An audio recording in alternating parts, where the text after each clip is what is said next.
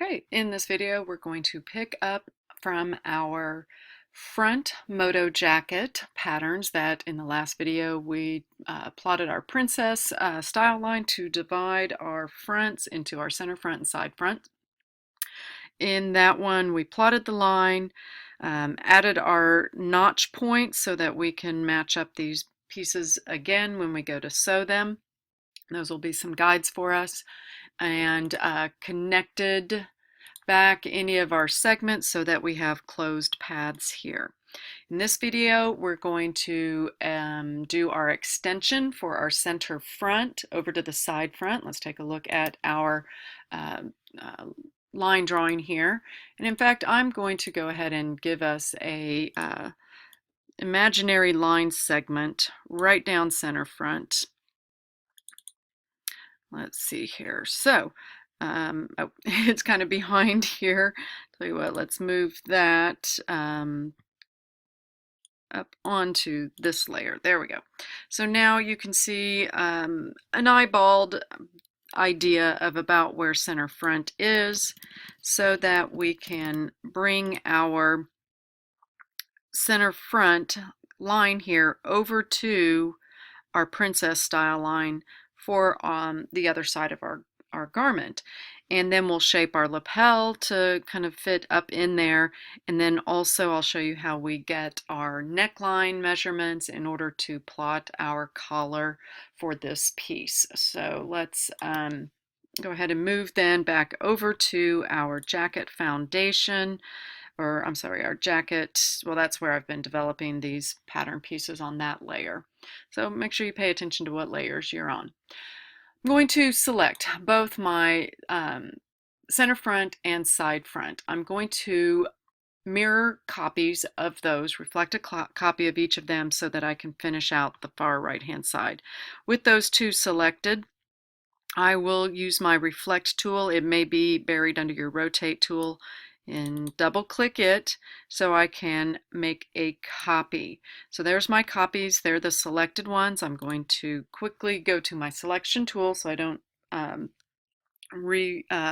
reflect those again. I'm going to use my shift button and my keyboard arrow keys. It's very important that I keep these on the same level as what the originals are. And I actually also want my center front to line up on center front, matching the other one, so it looks like I can bring those back over.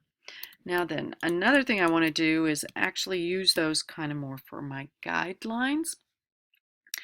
And I'm going to move that selection in my layers box. We've practiced this before. I'm going to move it to a different layer so that I'll be able to lock that layer here pretty soon. But the other thing I want to do is actually go ahead and move this side front closer to my front piece. There we go.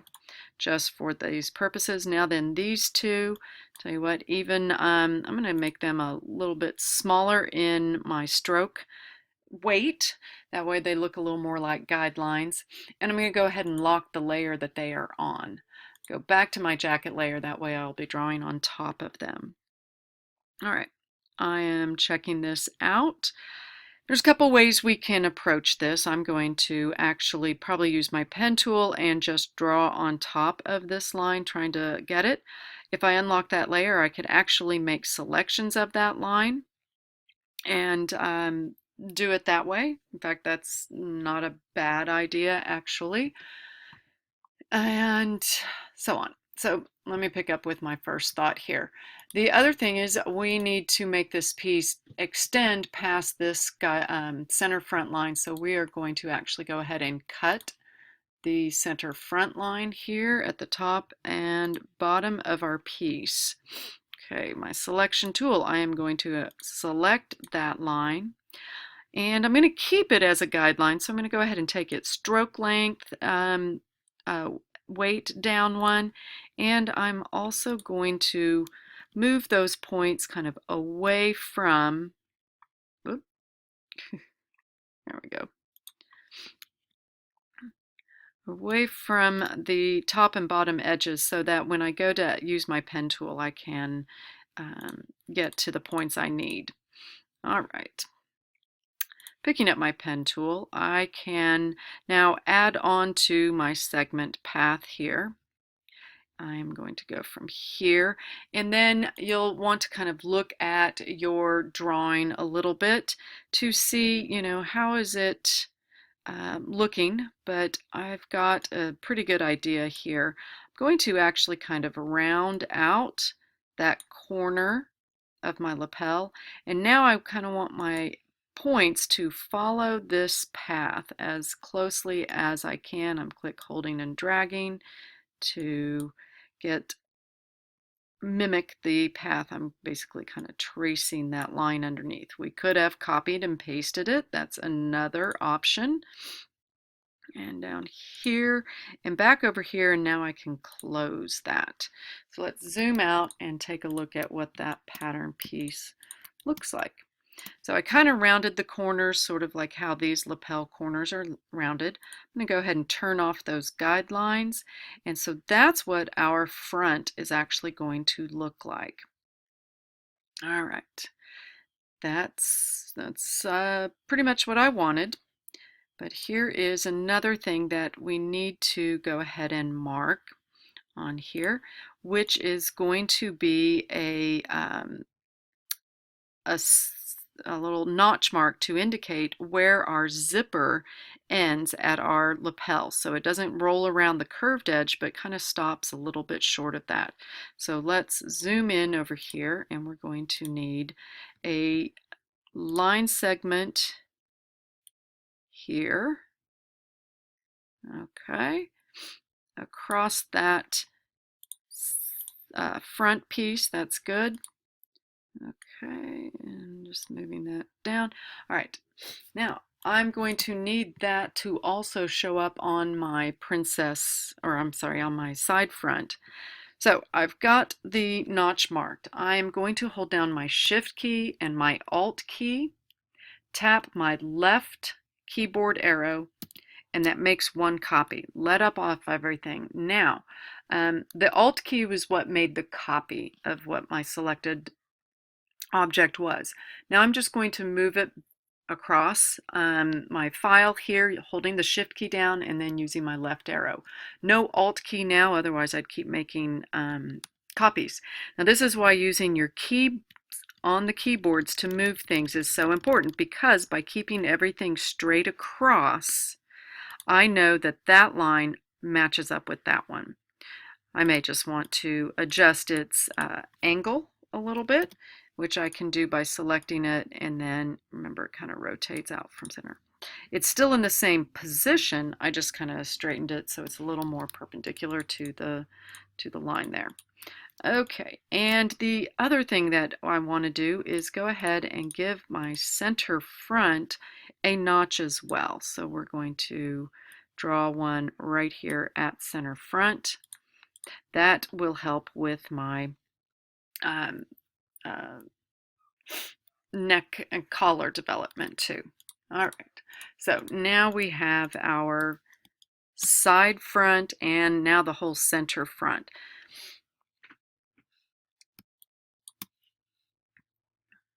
Okay, now we're going to develop our collar piece, and I am going to follow our directions that we have practiced one time before in your first pattern making class. On page 181 in your textbook walks you through these steps. Now, in order to get our measurements that we're going to need for our back neck and our front neck, we need to isolate those segments and take a measurement. So I'm going to use my direct select tool. Let me close that one down for a moment. And I'm going to select on my front neck edge from the shoulder to center front, because that's where my collar will meet at center front when the jacket's zipped up. So in your drawing here, this jacket's open. So you have to imagine if this continued zipping up and pulling this corner closed. This corner, of course, would be folded underneath to the inside.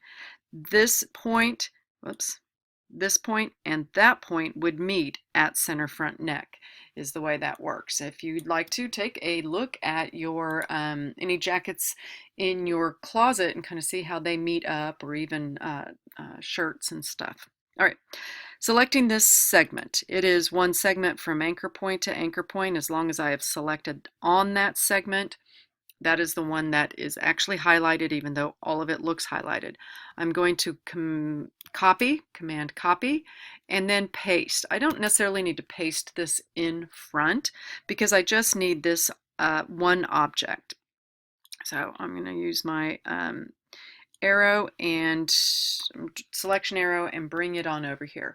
I also need my back neck edge. Now I have to remember what I'm trying to get is my sewing edge, not the cut edge, because that's going to be a different amount because it's further outside the perimeter.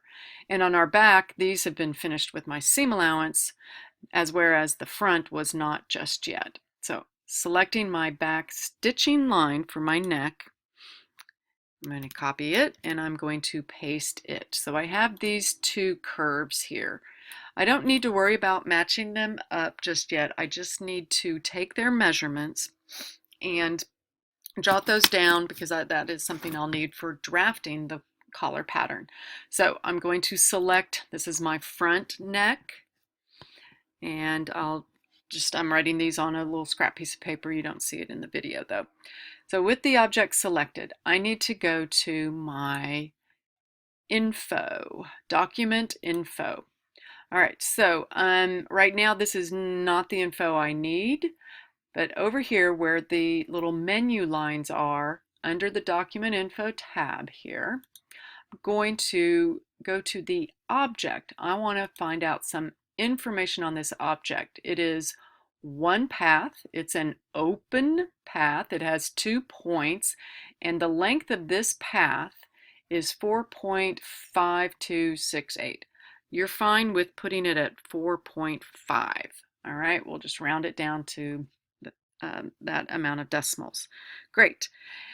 And we don't need any of the other stuff on there right now. Now I am going to select my back neck edge. And this path is telling me it's an open path. It's got 2 points on it, and the length of it is 3.2459. So 459, that is really close to 500. I'm using my rounding of numbers, and I'm actually going to go ahead and make that a 3.25. Just makes my math a little easier. They're close enough that we're good on that. So those are the 2 measurements I needed. Now, just pointing out here, if I were to have selected my neck edge, but did not isolate it, what that is telling me here when I select that is that there is an open path, and it is measuring from that open point. I don't know where it's open. Oh no, it's not an open path. 0 open, it's 1 closed. It's got 17 points on it.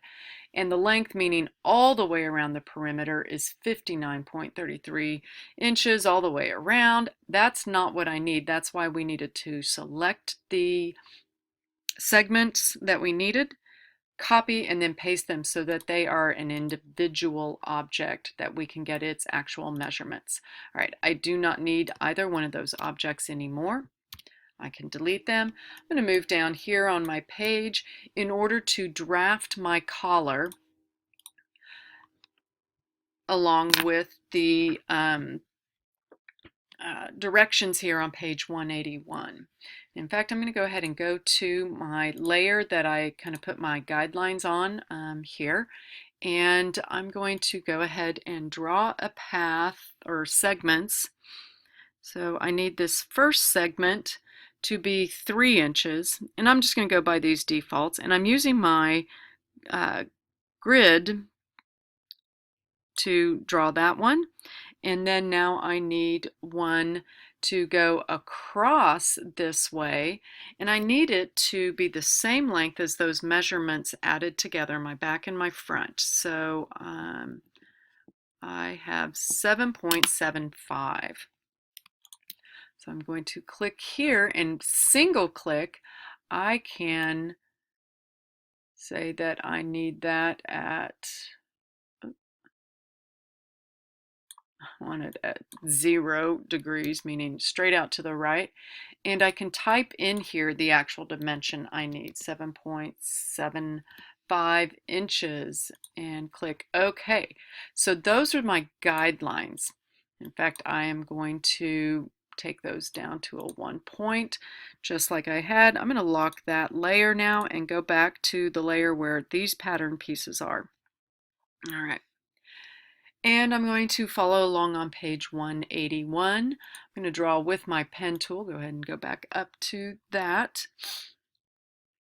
And I'm going to start here.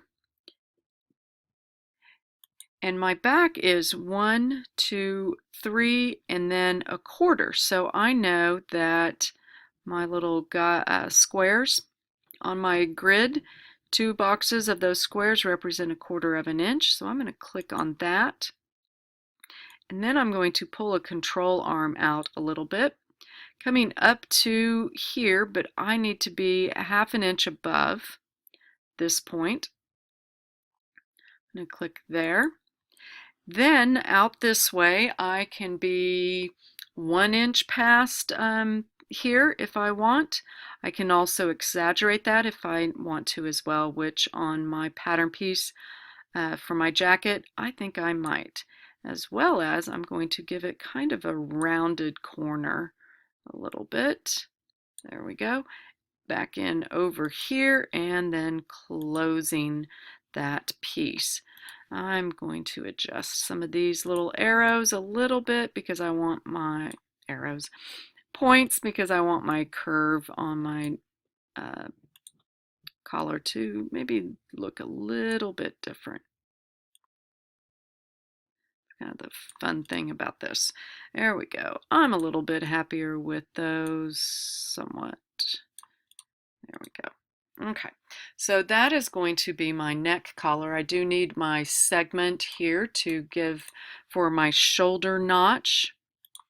And that was at 3.25. So 1 inch, 2 inch, 3 inch, and 3.25. Here is where I want that notch to be. There we go. And zooming on out.